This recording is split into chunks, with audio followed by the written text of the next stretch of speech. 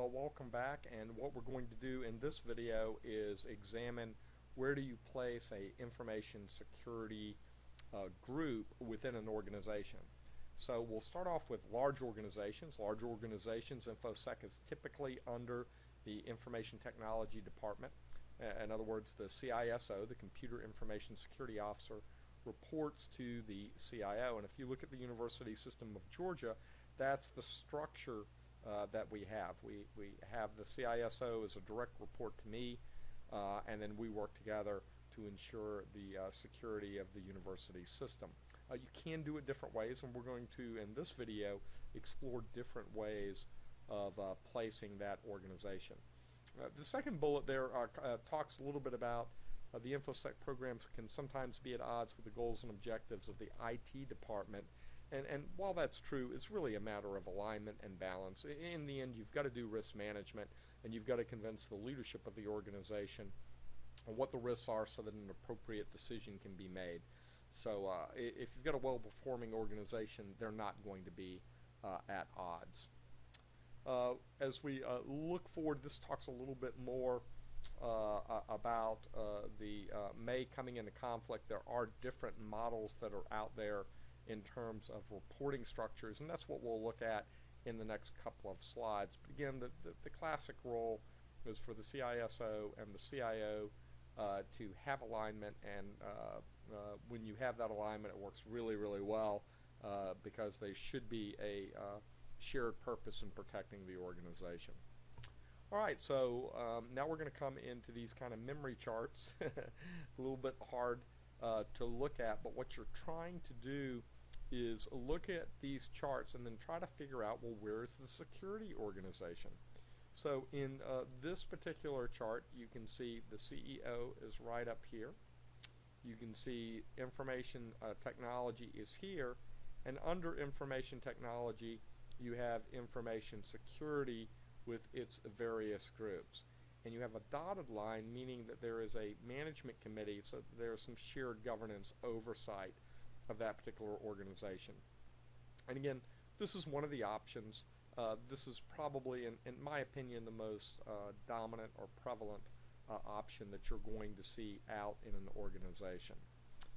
If you want to look at some additional options, here's one where, again, you've got the CEO here, you've got information technology here, and then you've got security over here under administration services. And when you do it that way, notice they've grouped physical security in there and personnel security and safety in there as well. So it's a very different type of a structure. But again, you do see this in some organizations.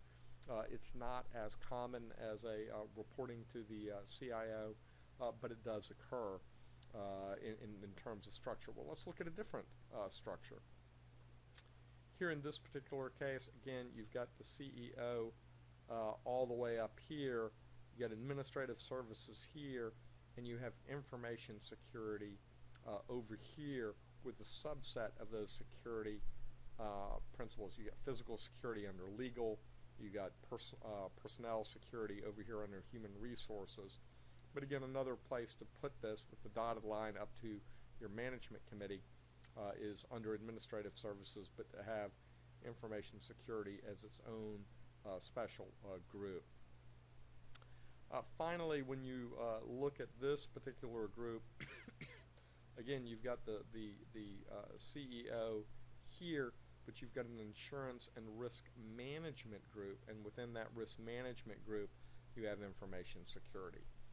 So again, a different way of looking at this particular structure and looking at what the various options are. Now, these aren't all of the options that are out there. Let's look at one more diagram here. All right, race me, find it. Can you find it? In this particular case, the CEO is up here. You have a strategy and planning group. And within that strategy and planning group, you have information security with some components with a computer emergency response here and your system contingency planning over here, and you would have other components actually over under information technology. So that gives you kind of four broad pictures in terms of, or structures I should say, in terms of how you might organize your information security group. There are lots of other options. When you look at those other options, it could be under legal or internal audit, help desk, accounting and finance through IT, human resources, facilities management, or operations. So those are some pretty odd structures, but typically what you're going to find is that it's aligned under the CIO. That's the more traditional model. It seems to work very well. But for certain groups, these other structures are all viable. They all make sense. It just has to make sense within the organizational culture that you work in. All right, well, this concludes this video of looking at where do you place information security groups, the CISO, within an organizational structure.